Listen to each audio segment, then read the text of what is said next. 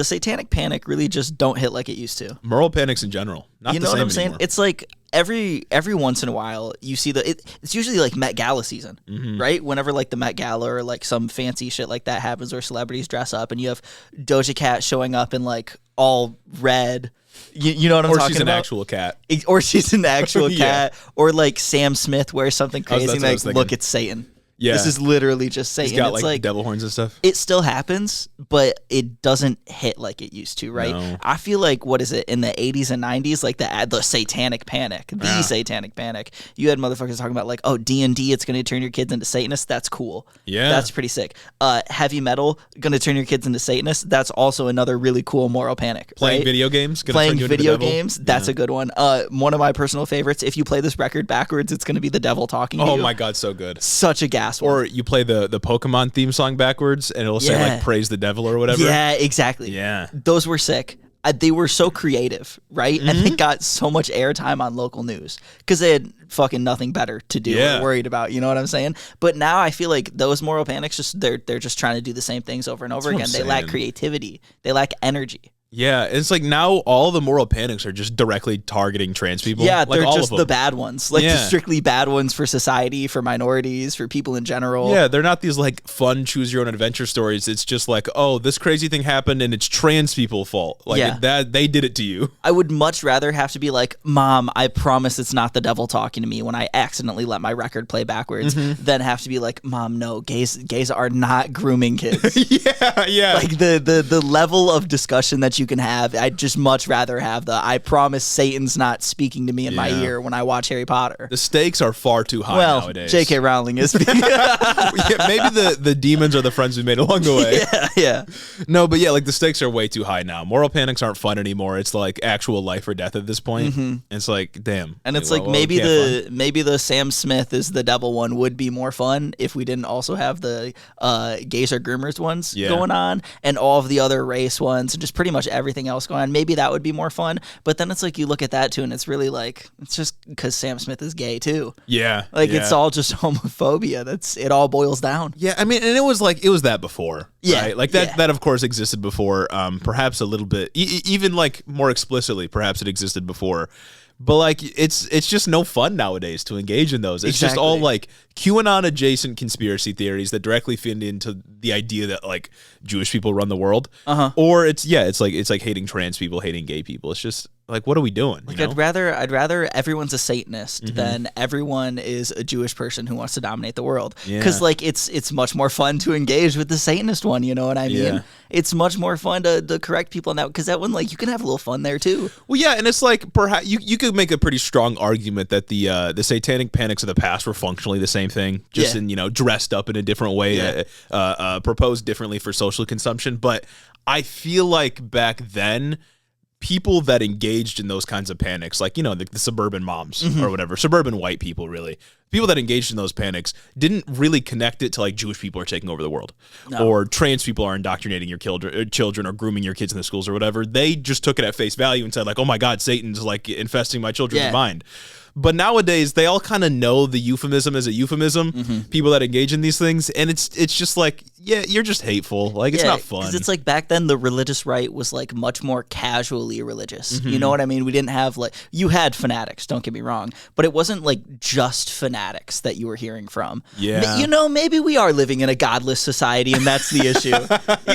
Maybe if people did have more God in their life, we could have these fun moral panics again. Maybe school prayer does need to come back. maybe we are missing. Yeah, you know what? You're right. We're missing God. That's right. We live in a godless, amoral society. That's the conclusion I'm coming to. That's got to be it. Find God.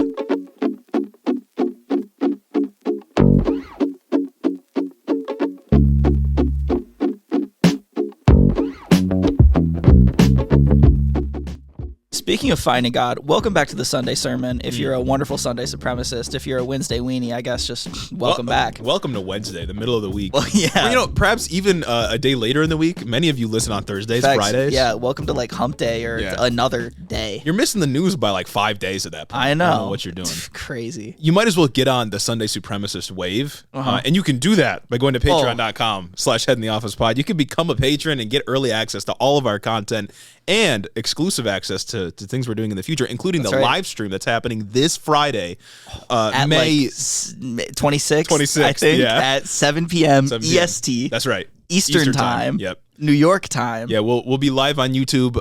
We'll be doing all kinds of fun stuff. Patrons will be able to hop into the call and ask us questions through Discord. We'll be able to talk one-on-one with you. We'll have some more patron stuff that you can do too that's exclusive to our patrons. But everyone's able to come. We'll do a little Q&A, do some fun things. Probably, honestly, since it looks like a lot of news is going to drop this week that we won't get to today, we'll probably do some news coverage as well. Facts, yeah. Probably have to do a couple segments of covering things that happened because I guess Ron DeSantis might announce he's going to run for president, and that hasn't happened as of today.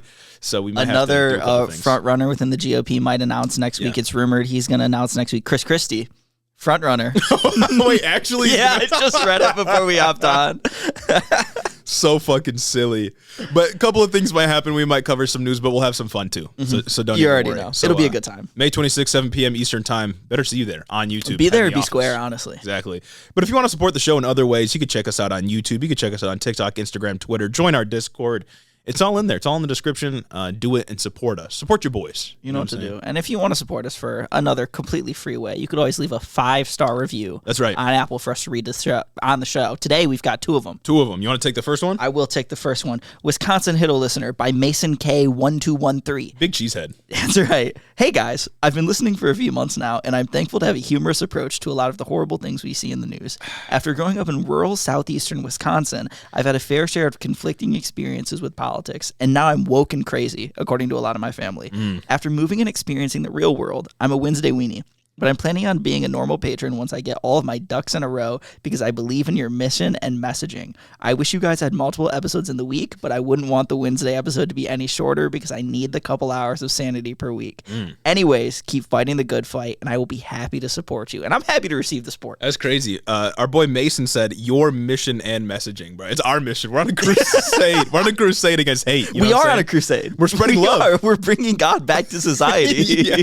We're the ones saving God. We're the ones saving religion. Yeah. Bringing sanity, as you said, back to your week on Wednesdays and Sundays for the real ones. Yeah, God is dead, and I revived him, and I will revive him. Exactly. And you know the way that you can make it so we have more content per week, but not diminish what's in each Wednesday episode. You know what to do. Hit the Patreon. Hit the Patreon. Our second and final review here is from Julian is Black. Come back to the cookout. Still don't bring nothing, though.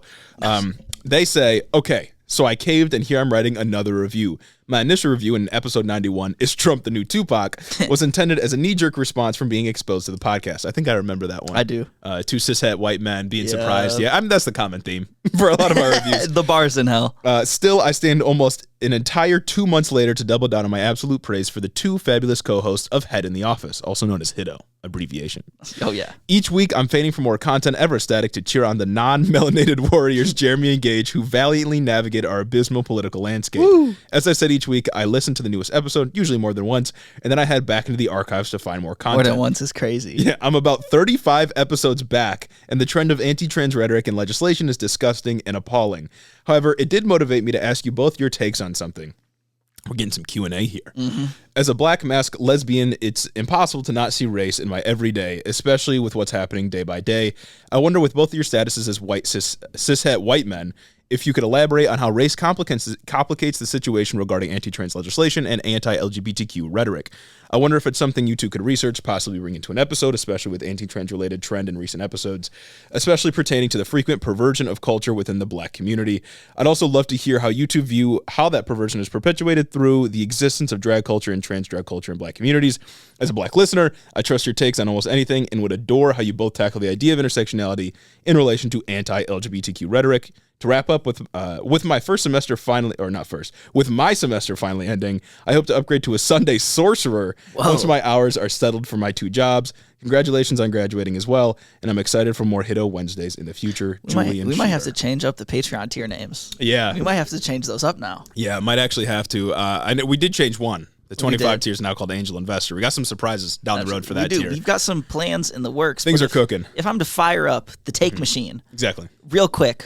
Off dome, I would have to say that I feel like a lot of mainstream LGBTQ discourse surrounding like LGBTQ issues just isn't super intersectional anyway. I think that's the case for a lot of social issues. Like there just isn't intersections that we look at for sure, enough. Especially when you look at like coverage especially from like, LGBTQ mainstream media, right, and shit like that. Most of it isn't super intersectional.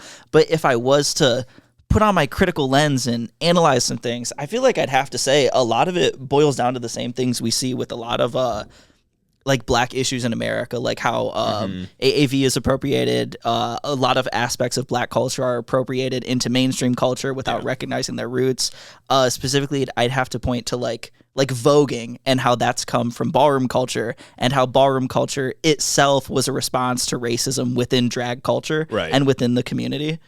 Yeah, no, I think I would agree with that. And so for listeners that don't know, maybe you're not a longtime listener or you're new to like the idea of intersectionality, it's this functionally, it's a theoretical framework that attempts to look at how different aspects of your identity or cultural identities play into different modes of oppression you may experience, or generally just how you would be treated by society and culture broadly. So, for example, I'm a cishet white guy. So I'm not going to experience very many modes of oppression within society writ large, but under capitalism, as someone in my relation to the means of production, I am a member of the working class. And as such, I will be oppressed in ways that everyone else that's a part of the working class is. But say somebody who's also in the working class, say just a black cishet man, he is going to experience different forms of oppression compared to me as a white cishet man. And it kind of goes down the line with different methods or different aspects of people's identity. Intersectionality is a very broad theory, or I guess just broad mode of understanding. And I would go so far as to say it's just reality. It's gotta be. Like, I mean, we talk about different theories and different ways of looking at different things. We address all kinds of arguments on this podcast, but I think it is just how the world works, especially in a culture that likes to divide people so much. But to the specific question, as you said, I think the issues that we see at the intersection of, say, being trans and being a member of the black community, or just being LGBTQ in general, are the same as a lot of issues we see generally with how the black community is treated. But of course, it's amplified in the sense that a lot of the time, black people are treated as often either things to be displayed or things to be, I don't know, disdained or hated and treated as lesser when compared to white people. Admittedly, I'm not a gender theorist. I don't know a ton about how gender interacts with other social functions or aspects of your identity. But I do think that, generally speaking, obviously the oppression that you experience is going to be amplified, as I said, but also it's just, I don't really know how to fully articulate it, but it is this idea that you're just going to have more of things that are inherent to your culture stolen from you. Yeah. And it likely goes deeper than that, and perhaps this is just something I need to think about more before I offer like a fully thought out response. But yeah, generally speaking, I think it's just about everything you covered. I absolutely need to think about it more, and I'm sure we'll naturally get into it as the GOP continues to come for any and every minority. We'll have to get to it eventually and just do more research and things like that. But even just like broadly going back to Jeremy's explanation of intersectionality, the way that helped me think about it back when I was still a little confused is like a gay black man you don't want to categorize things like this, but it's a useful way to help start thinking about intersectionality, won't experience the world as being oppressed as a gay man and being oppressed as a black man separately. They'll experience the world as being oppressed as a black gay man. Like they will be oppressed as a black gay man. You can't separate those aspects of their identity out when considering the modes of oppression that happen against them. Right, exactly. Yeah, it's not like a numbering system, right? We're not awarding like oppression points per se. Exactly. It's not like, oh, a gay man and a gay black man and a white woman are one step away from white man, and so therefore they have the same level of privilege. It doesn't work like that. There are people that try to tell you it does. It doesn't. That's stupid and corny. Yeah, and oftentimes when it comes to race, especially in a country like the United States, you are first a black person before you're a man or a woman. Yeah. And that's real. I mean, that's how people have been treated for all of history. At least in the United States. And the other thing I wanted to mention is that, especially today when we're seeing this kind of onslaught against trans people, this campaign against trans people, I do want to make it clear that the GOP is using attacks on trans issues to mask their desire to go after other marginalized communities. Yeah, it's like, what, a wedge issue? Well, yeah, I think so. Drive it in. I don't even think it's that much of a wedge issue, but they might be trying to use it as that. But it's become this like political bludgeon that they try to use that isn't really working. But their attempt is to target the trans community, right? A community that people often don't interact with. It's less than 1% of the U.S. population. They don't have any real political power for their as trans people. You don't have any real political power. There's no such thing as your own group. The trans vote, right? Exactly. There's no trans voting bloc that is controlling legislation across the country. We can already forecast that the GOP is just going after trans issues now because they want to go after the LGBTQ broadly in the future. Yeah. We can see that, but I do also think that they are targeting trans people right now to cover for the fact that they will go after other marginalized groups in the future. And we're talking about immigration this episode a little bit later on, or actually I think it's the first news story we have, but obviously the racism that has been latent in the Republican Party is still there, right? They don't hammer on it as much right now because they have another minority group that they want to target, but it's still there, and they will get there eventually if they're allowed to continue to seize political power. And that's a little bit of analysis I guess I could offer off that question. What an excellent bit of analysis. And I think what an excellent segue to the first topic. What is it? Florida House Bill 1718? Yeah, that is the first thing we got to cover. I feel kind of bad because I don't know a ton about gender, generally speaking. We've talked about gender abolition before, right? And I still believe that, of course, but I'm not super well read on that kind of stuff. So I do. Perhaps you all have a different take you could tell us. Now that I'm out of college, I do want to read more now that I don't have to. Yeah. You know what I'm saying? Now that I don't have an assigned reading list. The psychological incentives. Every week now I can actually want to do it and not have to do it for class. So let's get into the news then. If you spent any amount of time this week online or looking at headlines, you'll know that the right in this country is pretty angry about immigration. Part of it is because of something that we mentioned, I think 2 weeks back now, which is the end of Title 42. We've covered that a lot. If you want to know more about it, just go listen to our previous episodes on it. But it seems that Republicans are using the end of Title 42 as a means of garnering some more hatred and policy action against immigrants. And they always frame it as, we just want to stop undocumented immigration, illegal immigration. But of course, we all know it's broader than that. It always has been. Oh, absolutely. We just want to stop brown people from entering the country. Right. That's really exactly it. And honestly, like I just said a couple of minutes ago, if you're tired of this, the new age moral panic over trans people, old school racism this episode. That's what we're focusing on. A return to form, really, for the GOP. It's just it's classic racism. It's classic xenophobia. Like that's all this is, really. If you want to precursor. A real classic. If I do say so. Specifically, though, as Gage mentioned, we're talking about an immigration bill out of Florida. This is Florida Bill 1718. It was passed basically in direct response to the end of Title 42, and it's one of the most sweeping immigration bills out of a state legislature that I've seen in quite a long time. For real. It's huge. It's a bad one. It's a bad one. So here's what the bill does. It offers general regulation on businesses in various ways, including requiring businesses with 25 plus employees to use the federal E-Verify system to check the citizenship of all employees. An important note is that businesses were already required federally to use E-Verify, but Florida here is cracking down on businesses that employ undocumented immigrants, which has a lot of nuance to it that we'll talk about in a little bit. But just know the system already existed, but now they're taking it a step further.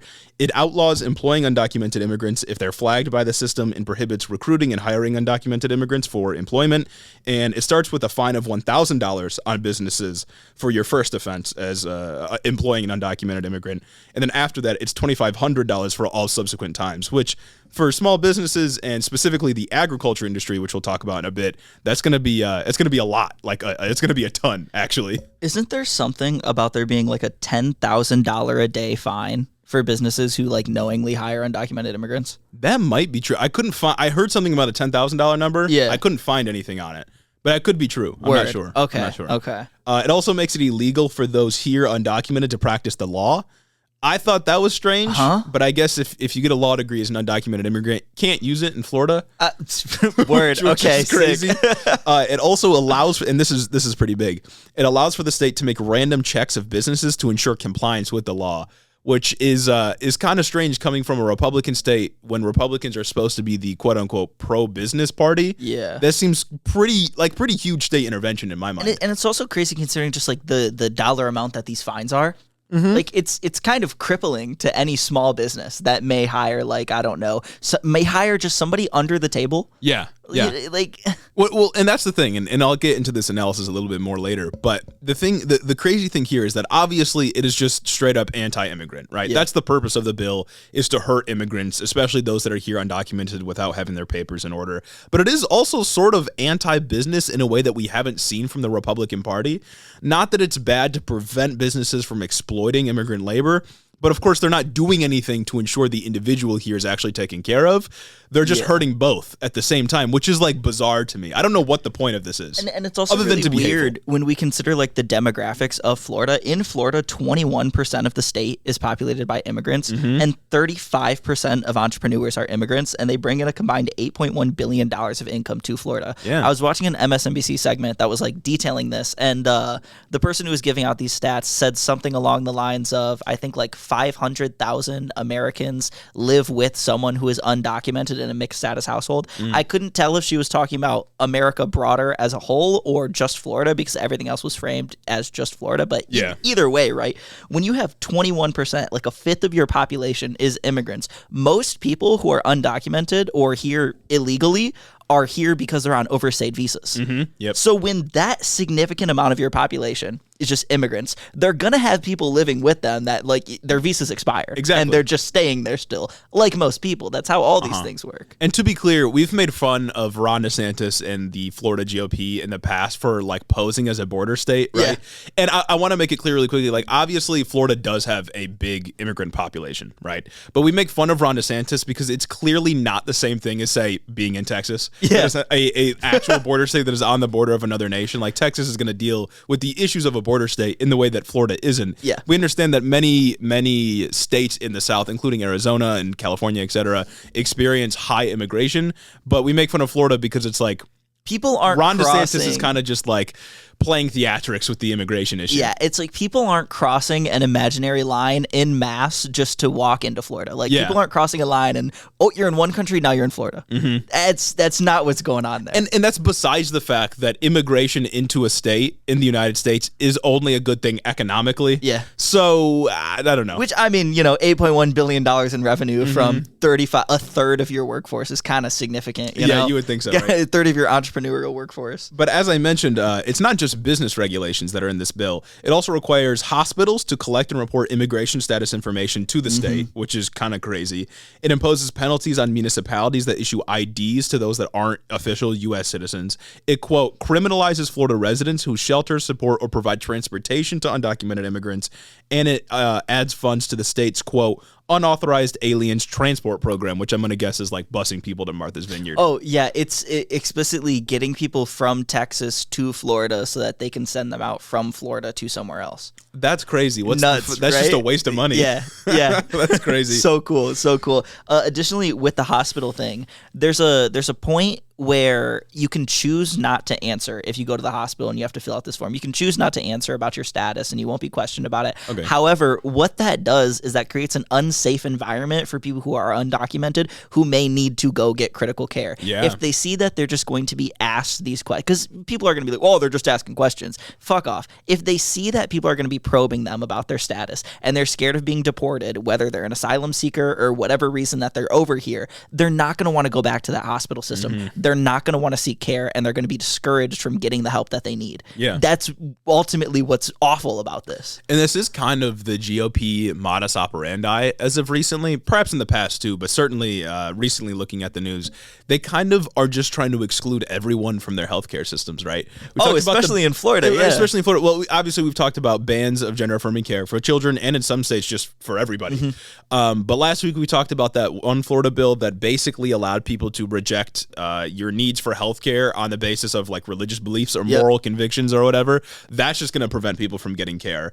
I think there's a similar bill in Texas that passed. And then there's this one, of course, that makes it so undocumented people just feel like, or just immigrants in general, feel like they can't go get care because they may flag some system and then get deported and be separated from their family. It's dumb. Yeah, it's silly. It's not good. So all of these regulations are set to take effect on July 1st, so pretty soon. The law was recently signed into law by Ron DeSantis. And politically, of course, as I mentioned, this is a response from DeSantis to the end of Title 42, and it's also an attempt to capitalize on the perceived weakness on the border from Joe Biden, which, as we've talked about, very much not weak on the border, but that's what Republicans are always going to say. But it's like the biggest thing with this is it's just like it was so unnecessary to go to this extent. One, 100%. From a moral standpoint, obviously you know where we stand on that. But two, just from his own political perspective, because he's gone way too hard on the issue for reasons that we'll outline soon. Yeah. Well, first of all, a couple of things stand out to me is that one, and obviously this is going to be more of like a left-leaning take, but nonprofit groups and others that offer aid or support or, of course, shelter to immigrants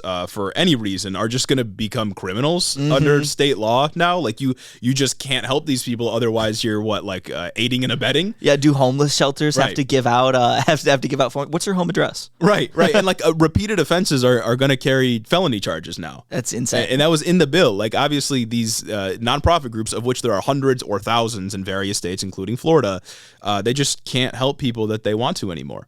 And of course, like people coming across the border are some of the most vulnerable in the population. Yeah. Which they're already leaving it's pretty much everything they got just to get here. It's just straight up evil. It's just evil.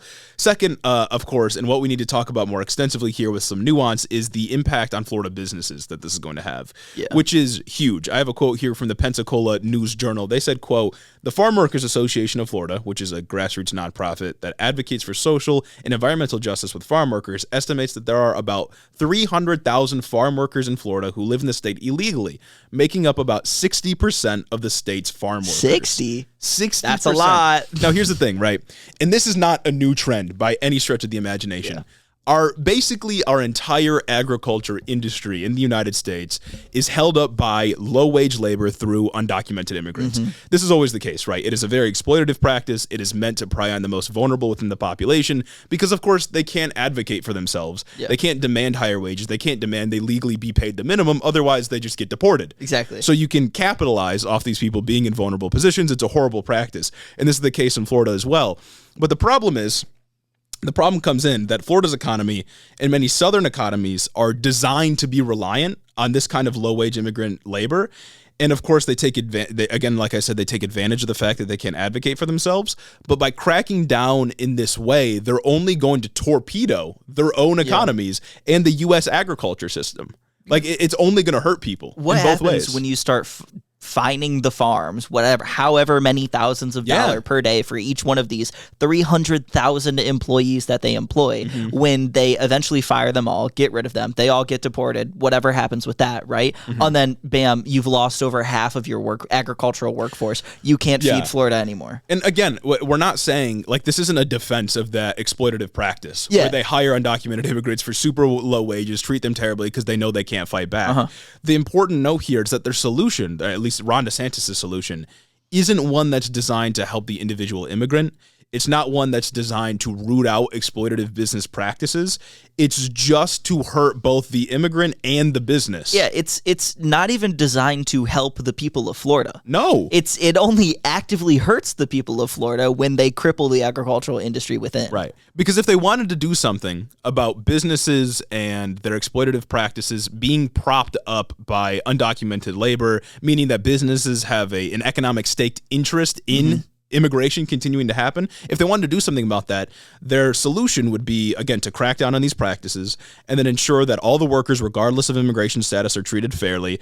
And they would want to make a path to citizenship or at least residence in their state a bit more accessible. Yeah. But that's not what they're doing. Again, they're cracking down on the immigrant and the business. There's no real solution here. It's hurting your own economy. And of course, there's humanitarian concerns when the immigrants just being obliterated as they always have been. It's crazy how it's just explicitly bad, right? Yeah, from both sides. The care here is it's not at, oh my God, these people are being exploited. That's bad. They're not fining the businesses because they're engaging in an exploitative practice and an immoral practice. They're fining them because they are employing brown people. Exactly. Yeah. Like, that's what it boils down to for me here, is that since the point isn't to protect businesses, right? Because you'll often hear it's not to protect Floridians. You'll often hear right wingers argue that undocumented immigration is bad because they'll try to like feign humanity.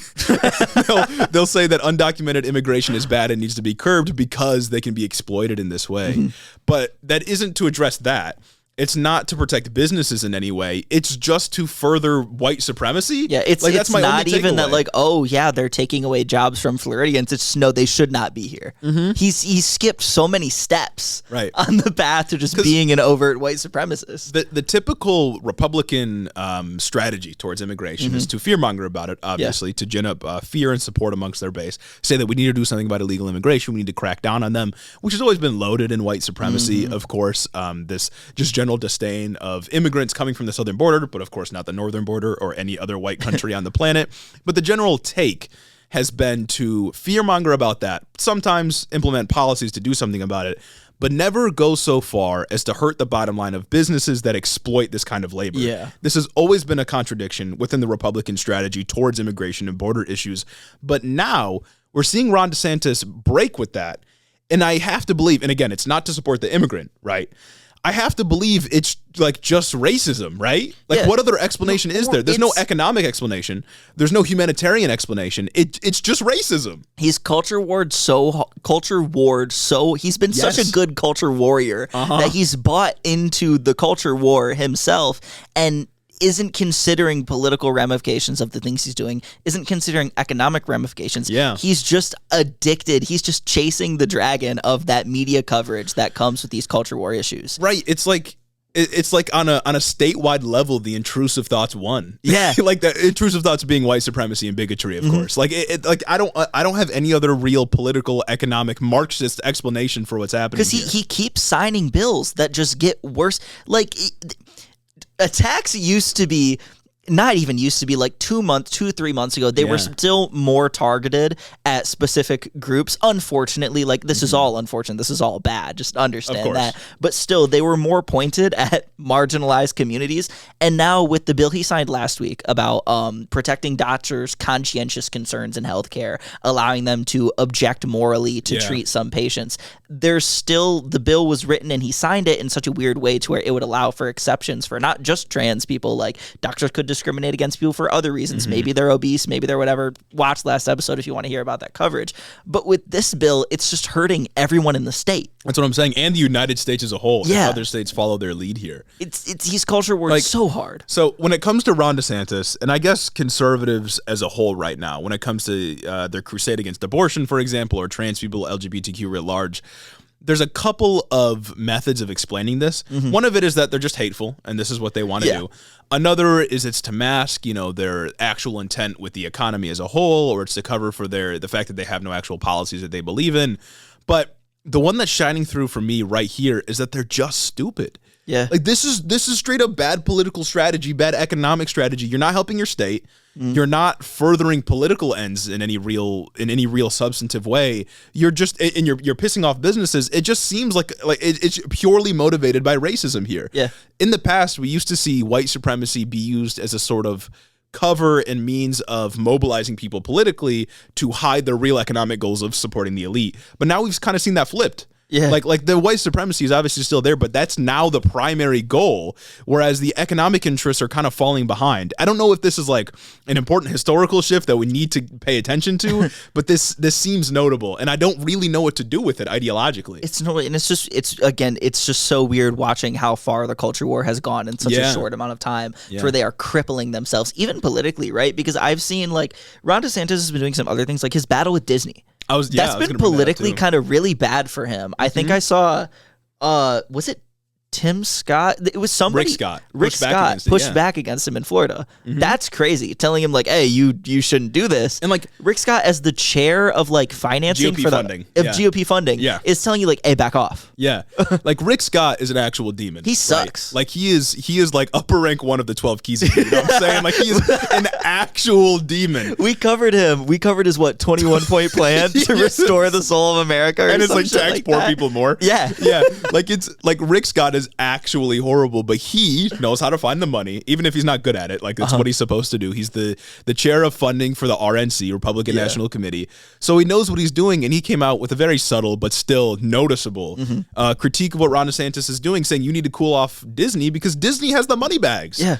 And historically, Republicans and Florida generally has been very accepting or considerate of what Disney wants because billion-dollar company.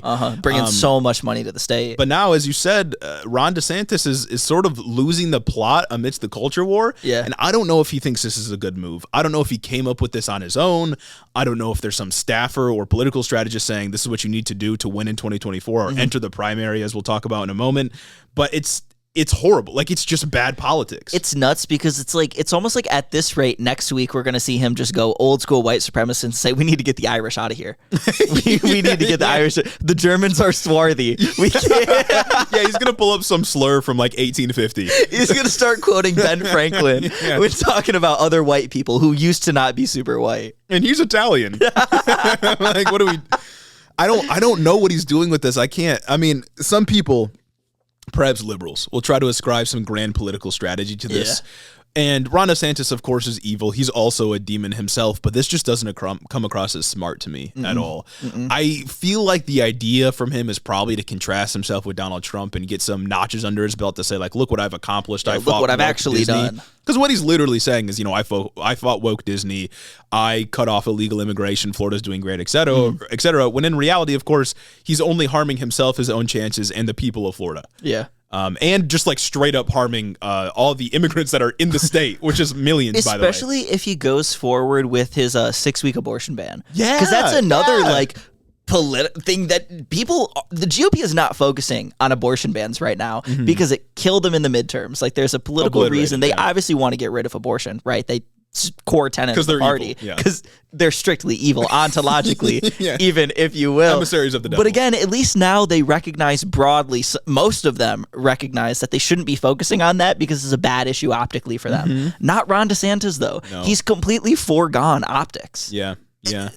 And some people will debate back and forth if Ron DeSantis is like ideologically committed to these issues, if he's ideologically committed to like the core tenets of fascism. Yeah. And maybe he is, maybe he isn't. I tend to believe that he is like just a fascist. Yeah. Ideologically. Perhaps he isn't, but either way, he's fumbling what he thinks is multiple winning issues in the culture war. And it's like maybe not even on purpose. I think it's explicitly because he just got addicted to the news coverage. I think he's just a slut for it. I think he's a slut for having his name in all these articles and having the praise from like the extremist portions of the GOP. Yeah, but that's the thing is that regular Americans looking at him attacking Disney, maybe some that even don't pay attention to politics will look and be like, what the hell? Like I like Disney World. It's the land of magic or fucking whatever they go by. Like, why are you attacking? Like, I don't think this is selling well with your average American. Same thing with like the Bud Light, the M&Ms, like all of the culture war issues. But especially this one, he's attacking a billion-dollar corporation. It's not going to go well for him. We know how well money influences politics, but he's not doing it for reasons. He's not doing it because he wants to like oppose the elite. Especially when the RNC chair is on your ass. He's literally he's literally just mad because Disney was like, hey, maybe you shouldn't hate gay people. No, because it's crazy because that's all that they did. All that they said was, guys, maybe the Don't Say Gay bill is bad. They lightly pushed back and said, this is a bad law. We shouldn't support this. Like, that was it. And I think they had refused to comment on it for a while, too. And then eventually they just, like, caved to pressure. And they're like, yeah, we'll come out and say that maybe this isn't good. Right. And that's all they did. Because workers at Disney were like, hey, yo, we need to say something. We're based in Florida. Yeah. We bring in probably billions of dollars to the state because we're a huge company and lots of people come here for Disney. Like, even Rick Scott was on saying, I think he said something like, or maybe this was just... most of the tourists are like over half the tourists. Yeah, he said over half the tourists come to Florida is for Disney. Yeah. Like, if Disney pulls out... brother, like, what are you doing? That's a lot of money, especially when so much of Florida's economy is tied up in hospitality and tourism management, partly because of Disney. Yeah, and I must say that it is nice for once that the corporation kind of isn't pushing back against, some good cause like higher taxes to help people or like public transportation or something. Like we see so often, for example, with Elon Musk when he completely undermined public transportation systems in Nevada and California. And it's nice for once to see corporations flexing their power to push back against the most insane politician in the country.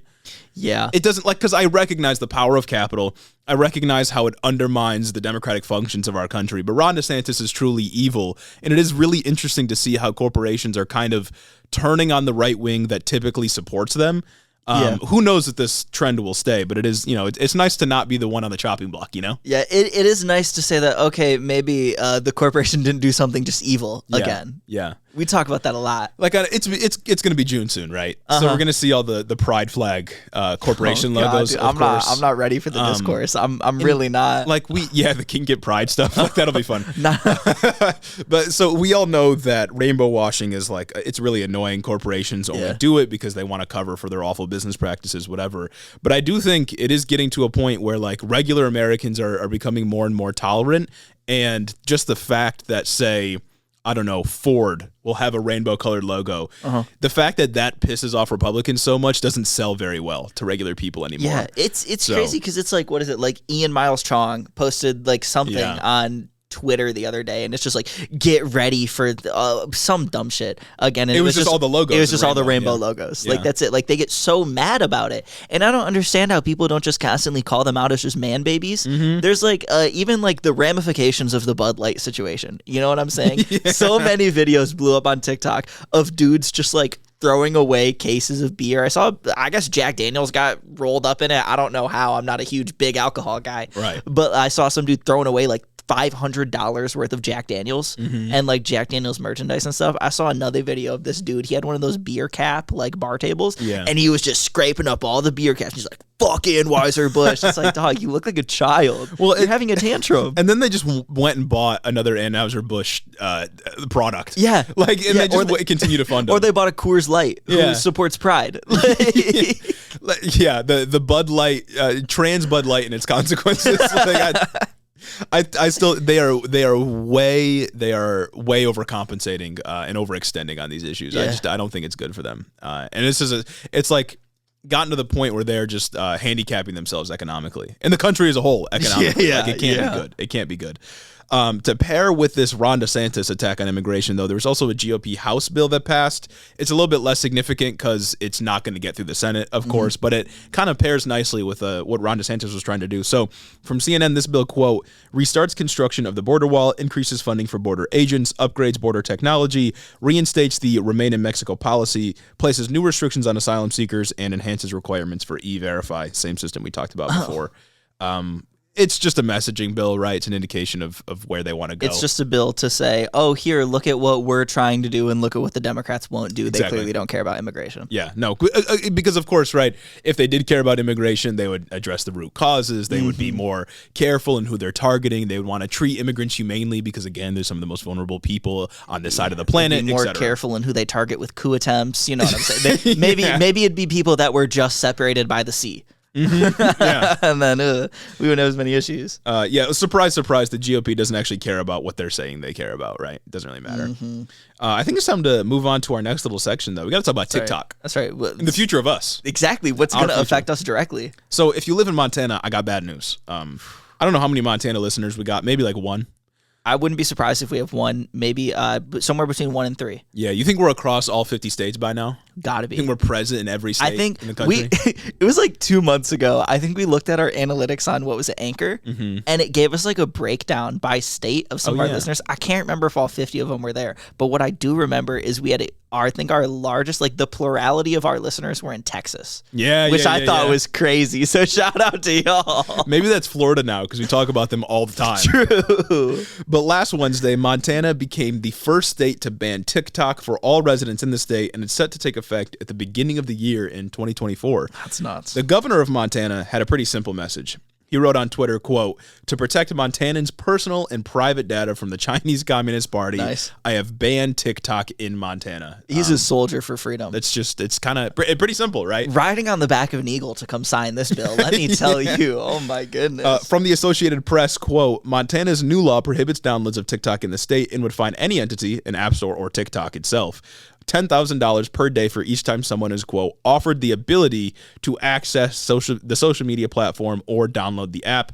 The penalties would not apply to users. So I guess it's generally a good thing that individuals won't be getting fined, but it's still pretty crazy. It's also nuts, like $10,000 a day just to host like the ability to download TikTok. What, are you going to demand that the App Store, the Apple App Store take down TikTok, or are they going to have to like region lock it so you can't do it in Montana? I don't know.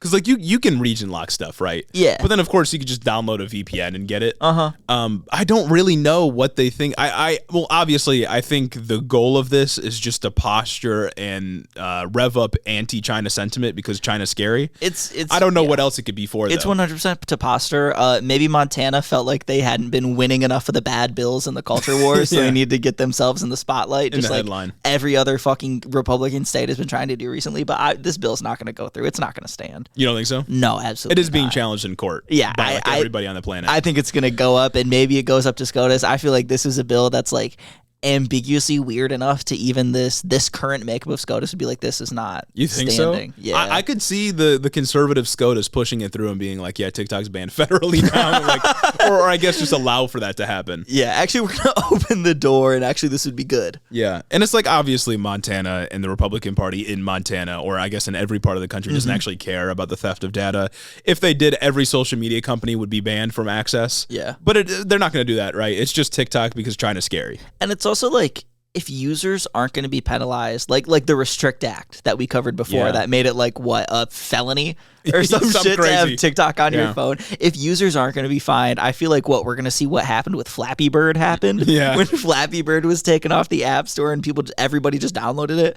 And then 5 years later, sold iPads with Flappy Bird for like $300 extra. Well, even so, like TikTok's huge, right? Yeah. And it offers, or it stands as a sort of means of getting information for a lot of people.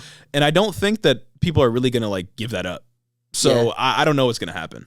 I don't know either. If that happens nationwide, I don't know what's going to happen with Montana. It might get overturned. Tons of people are suing, so maybe it won't go into effect because it is set at the beginning of the year in 2024. So who knows? It's also like, fuck, worst case scenario, what people are just going to post the same content to Reels and Facebook, and then Meta will have your data. Oh, no. Yeah, in America. But that's okay. That's okay if Meta has your data and does fucky things with it. And then if Meta goes and sells it to the CCP, that's cool, but...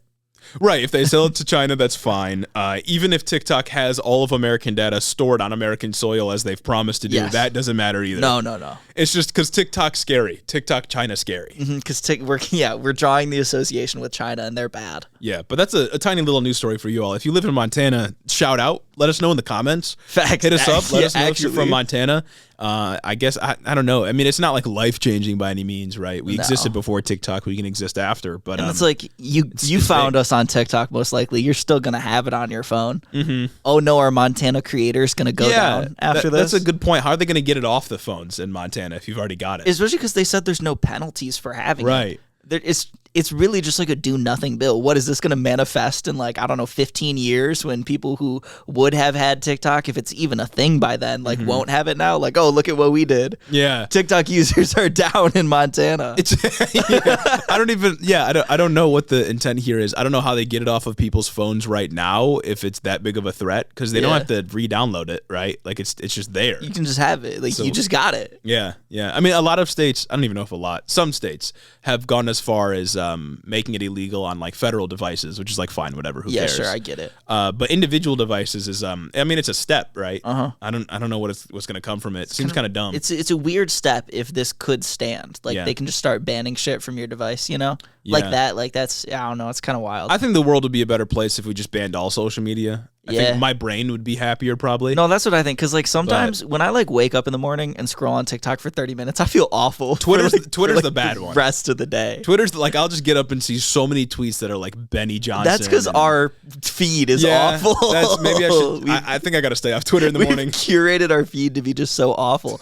But yeah, goddamn. Honestly, this bill is just worse for Montanans' mental health, right? Because now they're not going to be like, oh, you know, maybe TikTok's bad for me. I should delete it. Now they're going to be like, oh, I can't delete it because I'm never going to be able to get it back. And they can't do a social media cleanse. Oh wow, they can't do it. Fuck, dude. Man, fuck. Montana's just bad. Real. If you live in Montana, I guess going from this relatively small issue, we're going to go to the biggest of issues, the world economy. And the incoming collapse. The incoming collapse. The debt ceiling is falling, people, and we're about to be crushed, right? So just a couple updates. Really quick update for this based on what actually happened this week is Biden came out and he said that tougher work requirements are off the table for Medicaid in debt ceiling talks. However, he left the door open to expand work requirements for SNAP. And basically what McCarthy and the Republicans took that and did is They're making it so that able-bodied adults without dependent kids will have to work until 55, which is up from 49 in order to receive SNAP. It's a cut, by the way.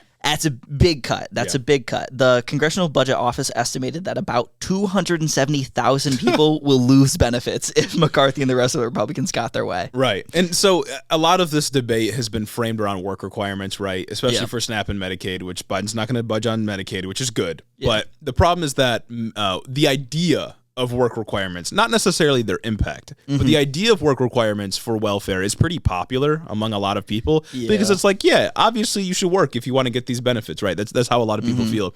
The problem, though, is that it's something like, generally for welfare programs in the U.S., it's something like 90% of people that are on them are already working in some capacity, and those that aren't have like some kind of disability or some reason why they can't work. Perhaps they're looking for work or something like that. So the only thing that work requirements really do are kick people off that are already meeting the current requirements, or just add more paperwork so that the people that are right now on it won't really know if they are eligible for it again. Yeah. And it just takes healthcare away from people, or I guess food assistance away from people that are eligible for it, but no longer know how to get it because you added more obstacles to it. Like, it just hurts people. That's what I'm saying. If conservatives got their way with what they want with Medicaid, they want to make it so that you have to engage in 80 hours worth of work-related activities every month to still be able to qualify for it. Right. And I think some couple other things, right? But speaking to, like, what they think of this, McCarthy says, quote, these work requirements are going to benefit the public by, quote, lifting people out of poverty by putting them into jobs. That's crazy. Yeah. Because, like, that's an empirical thing to say, right? Like, you are saying that if we add these work requirements, empirically it'll lift people out of poverty, which, of course, if you look at the history of welfare in the U.S., that's just not the case. Yeah. The addition of work requirements does force people into the workforce, but it doesn't lift them out of poverty because they don't have the benefits that they had previously anymore. It's that, and it's also, conservatives love to talk about underemployment without ever actually addressing underemployment. Yeah. Or did I say unemployment without addressing underemployment, right? Because underemployment is a huge part of the issue. Yeah. It doesn't matter if someone is working 40 hours a week. It doesn't matter if someone is working 60 hours a week at 2 jobs. If they're not making enough to meet their, like, needs, it doesn't matter. Yeah. They still can't live. Like, surviving is a threshold that you have to hit. Yeah. You can't afford to not hit it. And some people are just barely scraping by no matter how much they work, no matter how employed they are, because employers just aren't paying enough. Yeah. And that's also besides the point that, like, we would have less people on healthcare if we had universal systems such as universal healthcare, right? Like, we would have less people that are needing to stay on, like, food assistance or other welfare programs if they already had access to what they need, because they wouldn't have to dedicate so much money to necessities like healthcare for survival. But of course, we're not interested in creating a welfare system that actually delivers for people. We just want to create a system that is compatible with the coercion that's necessary to keep capitalism running. Yeah. That has always been the point of our welfare system, at least since the point when we started cutting it a little bit before Bill Clinton, like Ronald Reagan and all them. Like, that's the point right now. Even speaking to just the things that they think or don't think about underemployment, right?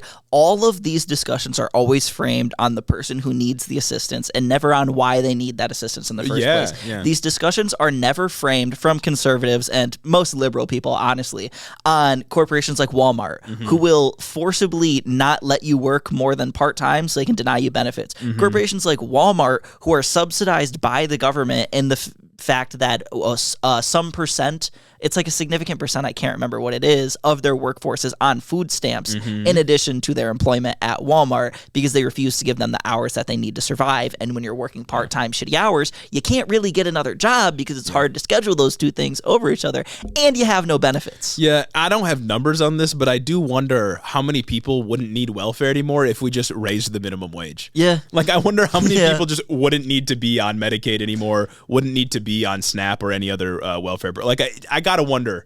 I gotta guess it'd be quite a few that just had need it. Socialized medicine, or I'll not say the scary word, just had Medicare for all, like a better system. If healthcare wasn't tied to your employment status, I wonder how many people would be able to do better for themselves, because that, if we change the culture of medicine in this country, instead of treating diseases that are already there to preventative medicine and treating diseases that could manifest, because that's a huge issue that we have with our healthcare system. There's so much underscoring this issue that conservatives don't want to look at. Not to mention that, of course, morally, it'd be better to have, like, a Medicare for all system, for example, because everyone gets what they need. But also economically, it's cheaper in the long run. Like U.S. citizens pay less in all compared to what they pay now through private insurance. Right now, I think we have the most healthcare expenditures of like the other OECD nations and the lowest like get out of that system what we put worst in. Outcomes, the worst outcomes, exactly. Worst medical outcomes. We're not even talking about that here, right? That's not on the table. Hasn't been. Really hasn't been on the table in U.S. history for quite a while now. And what we're dealing with is like cuts to a healthcare program that is already insubstantial for thousands of people that need it, which is like it's just evil, right? Like what McCarthy is saying is either it's global collapse or 270,000 people lose their healthcare. Lose SNAP. Or food insurance. Or food assistance. Which is nuts. 270,000 people can't eat. Yeah. But it'll be good for them in the long run. You know what I'm saying? Additionally, another thing that Republicans wanted to... It's literally work will set you free. Yeah. Like it's Auschwitz, right? Like, oh my God, bro. Another thing that Republicans want to do is they want the bill broadly to make it harder for states to exempt workers from work requirements to get their benefits. So they're going in and meddling with like a state process and who gets approved for benefits and saying they're going to make those requirements stricter on what the states can do. But states' rights. Am I right? It's crazy because we have a federalist system. When it comes to Medicaid, I think it was Arkansas tried to implement work requirements or did implement work requirements to get Medicaid, and they went terribly. Like people just got kicked off. It didn't actually improve anyone. Like the point of welfare should be to improve someone's life. And even if you want to take the conservative view that we should wane people off it wasn't good at doing that either. It just hurts people. Right? Nice. Who'd have thought? Taking away benefits sinks people further into poverty. Who would have thought? That's crazy. But even like beyond, that's really all that I saw that happened with the debt ceiling this week. Okay. But because it's like what, May 20th or 21st? Today's the 21st. It's May 21st. Yeah. We have what, 10 days? Yep. We've got like 10 days. Probably like 2 congressional sessions. Global financial collapse happens. Beyond the negotiations themselves, we're getting to a place where even if a deal is made, it could still hurt the economy. Of course. And so per USA Today, the White House has estimated that an 11th hour agreement could still increase interest rates, upping borrowing costs and hurting investments. Specifically, it would hurt third quarter GDP by cutting growth about 0.3%. Yeah, that's a lot when you consider all of our GDP, right? And 200,000 jobs could be lost. Wow. Just because a deal was made at the last minute. That's it. That's great. Right? Well, yeah, and like there was a time during the Obama administration, I want to say like 2012, 2011 or something that. That's what I'm getting to. Oh, okay, go for it. Yeah. So if they wait a couple days before the June 1st deadline, uncertainty could manifest in the stock market much like it did in 2011. And in 2011, these standoffs resulted in the S&P's global ranking downgrading the U.S.'s global credit ranking for the first time ever. It also resulted in the S&P 500 dropping 50% and decreasing that's not 50. That's supposed to be 17%. Okay. My bad. The S&P 500 dropped 17% and decreased household wealth by $2.4 trillion. Jesus Christ. That's more wealth lost than transferred from like the poor in general, the working class to the rich during the pandemic. That's and crazy. If you thought that wealth transfer is big, this is just gone. Yeah, right? Gone. Evaporated. Borrowing costs rose, so interest rates are higher. Consumer and business spending declined, and employment went up 0.3%. Yeah. And then again in 2013, these standoffs caused a government shutdown, and economist Mark Zandi estimated cut the GDP by 0.5%. Yeah, no, like it's nuts, and that it didn't even happen there, right? Like we didn't default. No, it was they made the deal a couple days before the deadline. But because our markets are based so much on speculation and our markets kind of run everything, when you get to the point where people are concerned about if a deal is going to be made or if we're going to default and lose our investments, of course, the markets are going to get a little wonky because people are going to speculate that things are going to be bad and start pulling out. And it'll only get worse if it goes on. Like the longer it goes on, more and more people will be hurt, especially when we run out of money to pay for the healthcare programs that Kevin McCarthy wants to cut. Like, I can't state this any more clear. If you're talking to other people about this, if you see people online talking about this, the reason we are in this situation is solely the fault of the Republican Party. Yeah. So many people like to both sides issues like this, or they like to say that both teams are in the wrong here. They're saying Biden won't come to the table and negotiate. But the problem here, the parameters of this debate have been set by the Republican Party, and they have said that if Biden's not willing to come to the table, we will crash the global economy. Not because we have to, not because we're in a position where even if we get all of our demands, the national debt will actually go down. Yeah. But because they are saying that if you don't kick these people off of the programs that they need, we will sink the global economy. Which is also crazy because I think they want something like a $4.8 trillion cut. Over like several years. Yeah, over I think 10 years. Yeah, probably. That's like nothing compared to what we have in total debt. You know what I mean?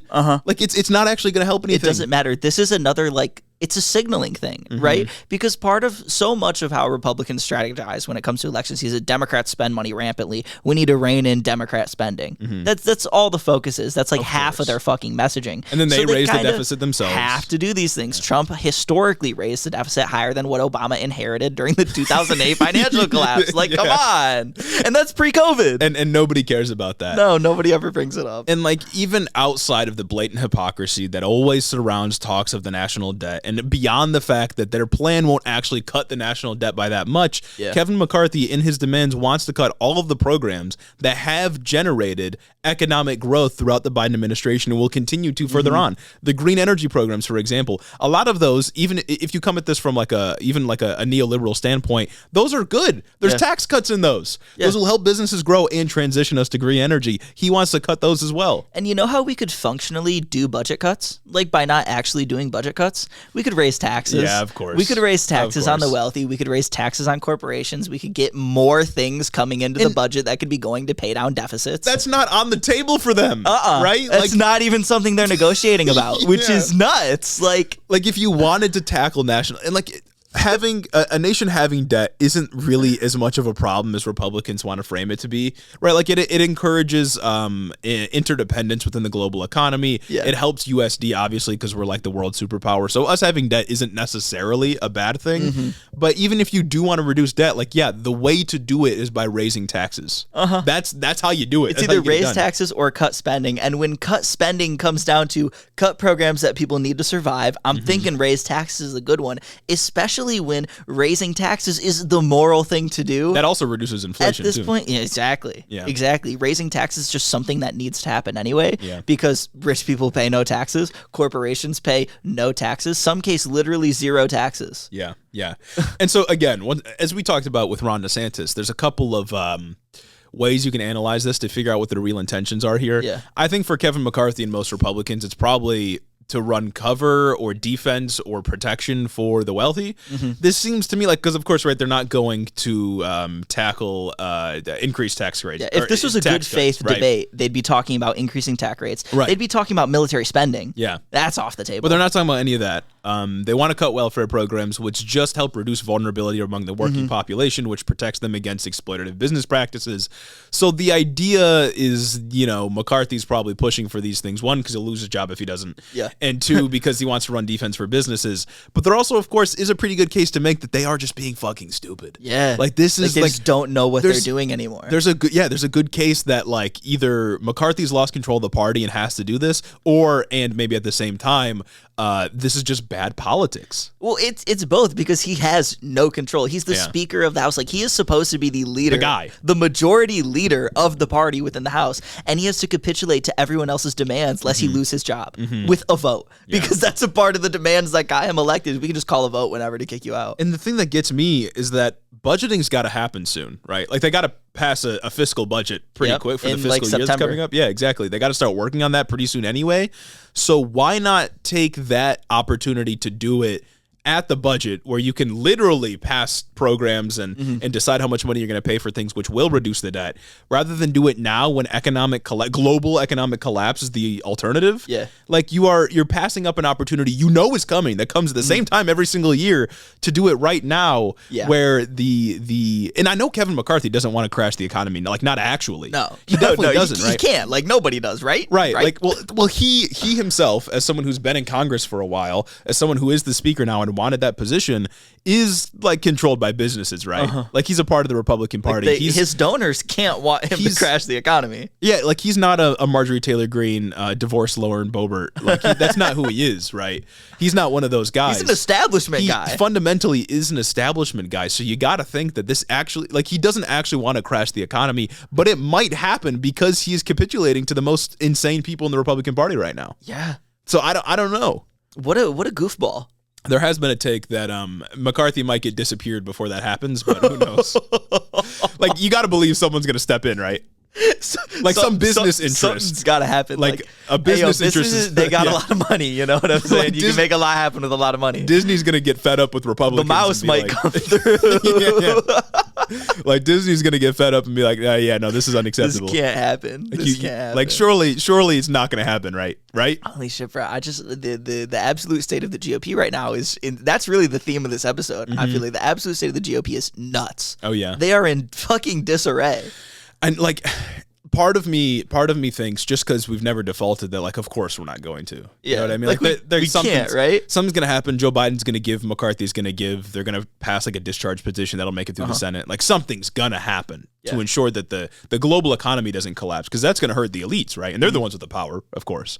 But, I mean, perhaps we're at a time, fascism has decayed the minds of Republicans enough to the point where they're just willing to throw in the towel to cancel woke Joe Biden. Because, right, like, it's either they've gone way too far in the culture war, or they're just fucking stupid. In reality, it's got to be a mix of the two. Sure. When we have budgets coming up in September, why don't they just extend the deadline to September so that they could veil any budget cuts as things that would happen to the normal budget, right? Because Joe Biden is saying he's holding on all these issues. Okay, it doesn't matter if he's holding on them now, because come September, he's probably going to cave on a lot of these things because there won't be mounting political pressure, because people don't pay attention to budget discussions like that. Like they're paying attention to this because it's the number one issue. So if Republicans really wanted to do something, why wouldn't they push debt ceiling talks so far that they could hide these budget cuts within a normal budget discussion? Right. Like even if it's not Kevin McCarthy that's making that choice, why wouldn't the ones who really do want to press the red button just like wait? Yeah. Because I really wonder, and I actually have no idea how this is going over with like regular voters.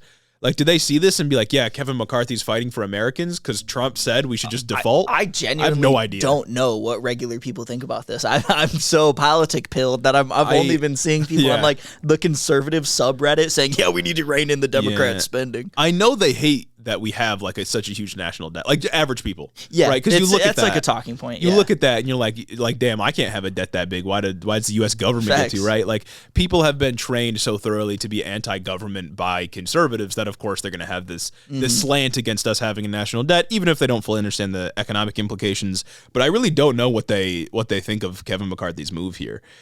Like I just have no. Usually I can like empathize and place myself in their position and like try to look at it a bit more objectively outside the leftist view. But with this, it's just so like insane that I don't know. I can't turn the politic brain off, and like I can't step outside like the realm of politics on this one and try and understand it. Maybe people don't know how bad it'll be. That could be part of it. But the issue is like this isn't like one of those like little big issues where it's like a huge issue, but it doesn't get covered very often.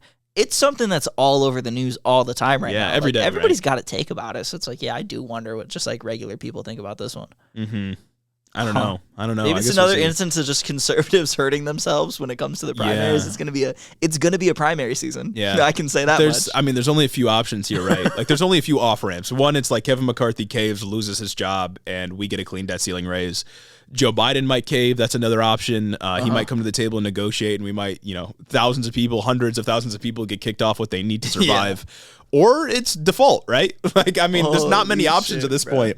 And as you said, we're already at a point where markets are going to start freaking out because it's not like we're going to get a deal. Well, I guess I shouldn't predict. The closer we get to it, the higher the chance that interest rates go up for you. Yeah. And the higher the chance that spending by like consumers is going to have to be reined in because you won't be able to afford things anymore. Yeah. And spending by businesses will be reined in because they won't be able to afford things anymore. And banks are refusing to give out loans at lower interest rates. They're like that's what happens. That's the actual cost. That's what's going to happen to you because of the political games that Kevin McCarthy is playing. You're not going to be able to get a fucking car because of the things that Kevin McCarthy is doing right now. I hope that he has a very hard time sleeping at night.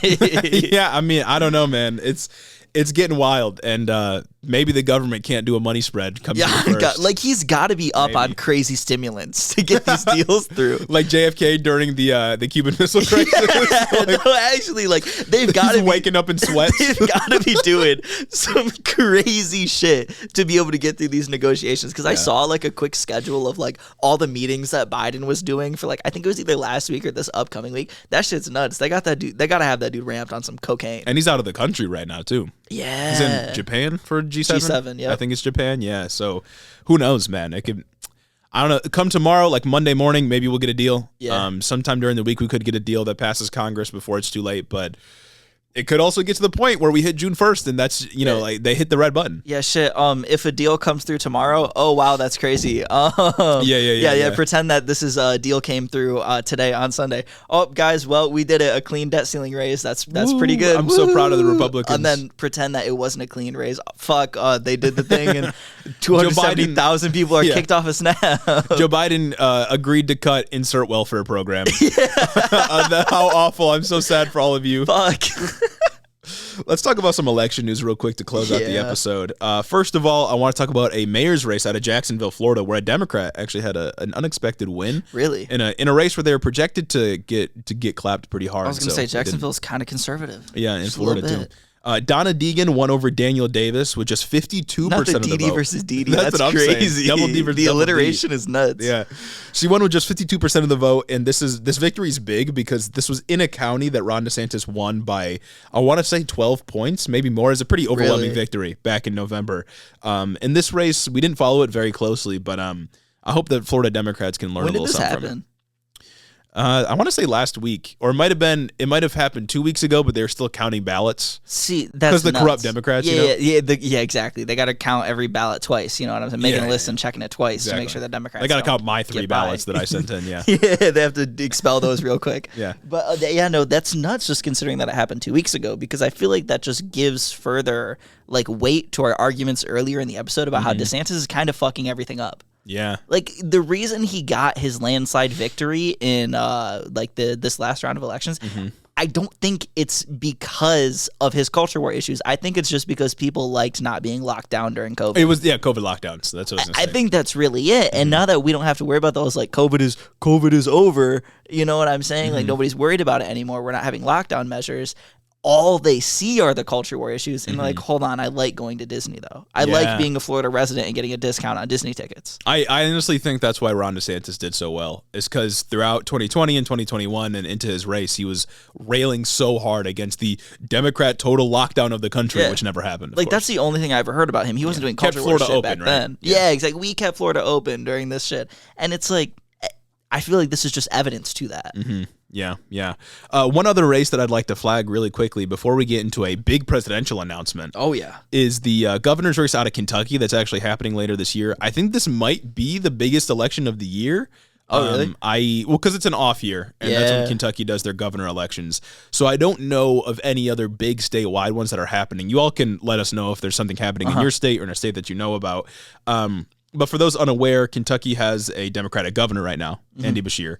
A pretty popular guy, but his opponent is going to be a Republican named Daniel Cameron, who's actually Kentucky's state attorney general right now. Kentucky's so fucking weird. Isn't that also where Mitch McConnell? Mitch McConnell and Rand Paul. Yeah, libertarian. Nuts. And then Democrat governor, that's crazy. Yeah, so Andy Beshear is going to be going against this Republican. I don't have a prediction, obviously, but it's a race to look out for, and one that we're definitely going to cover, because there'll probably be debates. Perhaps primary debates that we'll see pretty soon. So if any election is rigged and stolen, it's Mitch McConnell's every single time. Oh, 100%. His approval rating is in the shitter all the time. 15%? What are we talking about? And he still wins? There's no way. There's actually no way. Yeah, no, if any voter fraud is happening, it's for that guy. Kentucky. We got some big news, though. Okay. Some big news. A presidential announcement. Some of you may have seen this in the news. Oh, presidential announcements, baby. Let's go. Let's go. If you all might be surprised by this, but my mom was actually the one that told me about this first. Ooh. I didn't see this, and then she was like, I saw somebody announced. I think it was, I can't remember his name, something Scott, and I was like, oh, it's Tim Scott. Because we covered that he was thinking about it, toying with the idea. He was presidential curious, but now he's fully announced, so nice. He's going for it. So presidential curious. Let's go. South Carolina Republican Senator Tim Scott has announced that he's running for the GOP nomination for president in 2024, meaning we now officially have 5 contenders for president. That's Donald Trump, Nikki Haley, Vivek Ramaswamy, our guy. Yeah. Asa Hutchinson, and now Tim Scott. Who is number Asa 5. Hutchinson? Former governor of Arkansas announced. Did we cover her? It's a guy, actually. Oh, so fuck. Don't misgender bad, Asa. Yeah, my bad. He poses himself as the anti-Trump Republican, not going to go anywhere. And that's generally my take on Tim Scott as well. What happened to our dude?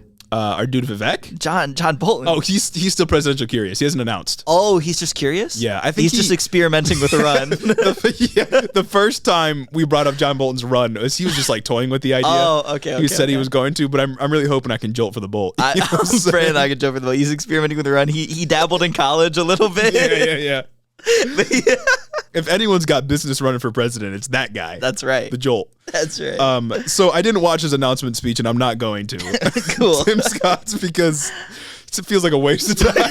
You know what I mean? Like, he's not going to win. Like, he's not Ron. Let's be real. He's not Ron DeSantis, who also might announce. We'll get to that in just a second. Yep. He's not Donald Trump, of course, so he's going to be pretty far behind the pack. I do think he's a bit more likely to win votes than, like, Nikki Haley, for example. Yeah. He kind of comes across as the unity candidate like for the Lincoln Republican Party. Kind of guy. Yeah. No, not even that, because he's not going to oppose Donald Trump. He's always been supportive. Word. But he comes across as like the unity candidate, the one who wants to bring people together. I don't really know where the appetite for that is in Republicans. Didn't they get absolutely clapped in Pennsylvania? Like, who wasn't there someone there? Yeah, I can't even remember his fucking name. The dude who we always forget. Not Doug Mastriano. I thought it was like James something. I don't Jim. This is just speaking to my point. He walked down Pennsylvania or Philadelphia Boulevard. I don't remember. Whatever, Pittsburgh Boulevard. But yeah, like he went up against Dr. Oz, David McCormick, Kathy Hutchinson. Bro, I don't know. And like the two other candidates, and he was the one guy there who's like, yeah, I think we need to return to the middle, return to center, and work bipartisanly. Yeah. Absolutely clapped in the primaries. Yeah. It wasn't even considered. No, he came in last, right? Yeah. So Tim Scott, I think he's going to run as the unity candidate. And I say that because, and I think we might have covered this speech before, but he gave a speech in February where he said, quote, "I see a future where common sense has rebuilt common ground, where we've created a real unity, not by compromising away our conservatism, but by winning converts, where our movement can once again carry 49 states in the popular vote." So I'm guessing he's going for the unity slant over everyone else. That's nuts because like he'd do so well as a liberal. Mm-hmm. Shamefully, he'd do so well if he was just doing this like as a liberal. Yeah. They eat that shit up. Like when a sheriff pretends to be a Democrat but is really a Republican, exactly. but has to be a Democrat because they're running in a city. Uh-huh. Yeah, it's like one of those. You know what I mean? 100%. Yeah. And like, of course, they're never going to win 49 states. The way in which our country is divided right now, no party, I guess the only other option is Democrats. Democrats also will not win 49 states, but probably will win the popular vote in most cases. But of course, as long as the GOP is trying to torpedo their own economies and their global economy, continue to wage the war on trans people, drag queens, hate Bud Light, like they're not going to win anything like that. No, they're not. As long as they continue to paint themselves as just children, I don't think that they stand a chance. But I do think Tim Scott's got a bit more of a chance than, say, some of the others. Maybe more than our man Vivek. But who knows? Maybe. Yeah. I feel like Vivek might get himself in there with just the crazy shit that he says. Yeah. I feel like Vivek is a guy who will stand out on the debate stage. I'm excited for that. I need them to debate, right? I do. I want all of them to debate. I want them to come together. I need Trump to show up. Yeah. Inject that into my veins. Like I need to just for an hour and a half be glued to the screen watching a debate. It's like, holy shit. I need Trump to show up. I need DeSantis to show up, which kind of bleeds into the last thing we should talk about, which is that a couple of sources have claimed that Ron DeSantis intends to announce this week. Mm-hmm. Along with Chris Christie. Along with Chris Christie. Let's not forget about him. We got to treat them all equally. That's right. Of course. Equal airtime. So obviously we record on Sundays. Big news always happens on fucking Monday or Tuesday. Monday and Tuesday, so. Wouldn't be surprised if Ron DeSantis announces tomorrow for us, which is Monday. So if he does run... Well, shit, I guess we all saw it coming. Mm-hmm. If he doesn't announce a run, then I'm surprised. Yeah, I mean, it's like the worst time for him to announce a run politically, as for reasons that we've talked about. But if he does announce after we're done recording, and we don't get to cover it on this here episode, or I guess we won't be able to cover it until next Sunday, then you should. Or Friday, if you come through with a live 7 p.m. EST, May 26th. Come through on Friday for our live stream so that we can all talk about it together. Maybe we could watch the speech if it's not done by CNN, because then we'll get copyright strikes. So cool. Maybe we could watch it together. That'd be a good time. But yeah, DeSantis might be announcing. So we might have our 6th and 7th entry into the Republican primary. But that ends us out on the episode, I think. It does. I was thinking today in the shower, just how funny it would be to see Trump and Ron just actually debate each other. Because I just know, like, Trump has never, he doesn't care about he's not principled. right? Mm-hmm. So I just know he'll forego his positions just to get the dunk on Ron. Oh my God, I know. You know what I'm saying? I just know he'll say some wacky zany shit just to dunk on him, and I'd look forward to that if that were to happen. He'll be like, Meatball Ron ate the pudding like a dog. Like a dog. And he'll be like, that's not true. I did not do that. And then it's like they're there with the music. And then Trump will be like a dog.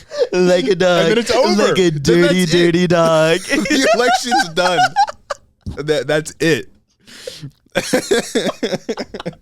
Anyway, we need to thank our patrons before we get out of here.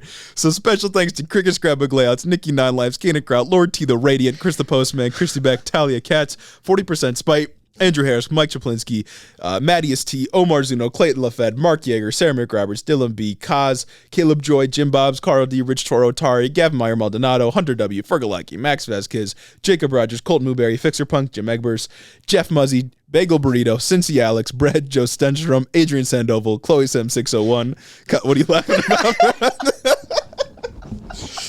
Colleen Kutch, Timothy Espinoza, Gregory is my name, Bear Yuk, Jennifer DeVoe, Big Bird Titty, Crawfishing, Bennett Bennington III, Alexa Benanti, Nitch, Big Booty Beatdown, Moises T, Sam Maloney, Two-Headed Boy, Jeremy Cadre, Ben Shapiro's boyfriend, Jonathan Cassis, Luke O'Shea, Danielle Jackson, The Word of Microsoft, Jennifer Sines, Aaron and his Gundam Gundams, Darth Father, Aiden Taylor, Corey Chambers, Sewer Snack, Ellie N, Heidi Osgood, John Glover, Weed Thief 69, Devin Hatchard, Retromondo, Meatball Minion, Emma the Doot Slayer, Claire McMillan, Breezy B, Elijah Murray, Veronica aka V, Raxoon, Ash Smith, the Grotler, hell yeah, Magic Ian 95, Flower Clown, Jesper Hengaris, and Jeremy's mom. Let us know when I get it wrong for supporting the show on Patreon. Thank you for listening, everyone. We'll see you next week. Have a great one.